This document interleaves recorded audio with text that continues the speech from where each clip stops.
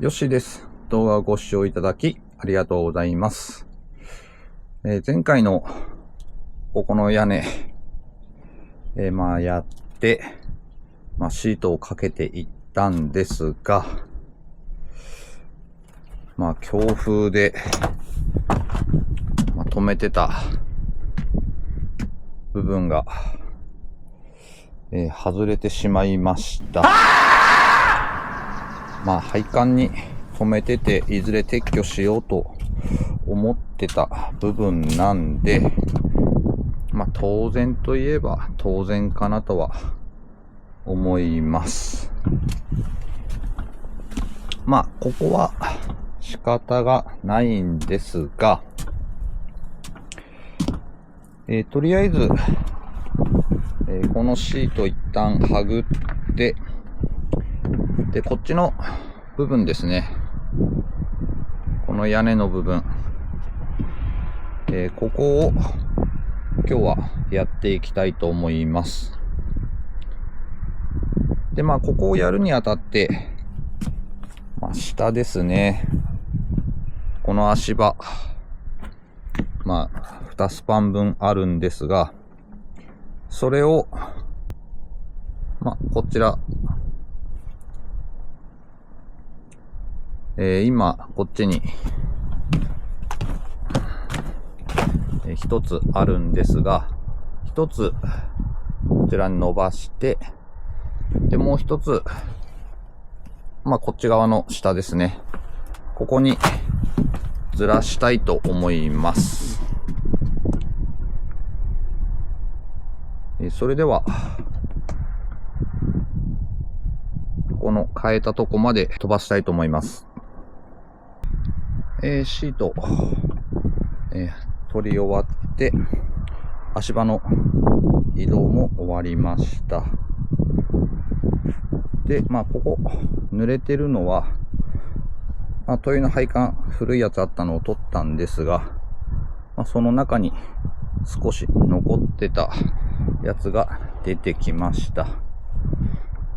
これは、どうにでもなりますし、この屋根は剥がしてしまうので、大丈夫かなと。では、早速、こっちの方ですね。この唐草側のやつを、このような形で、めくって、で、ここをやっていきたいんですが、まずは、ここですね。この部分を剥がして、で、時間があれば、そちら側も剥がしていきたいと思います。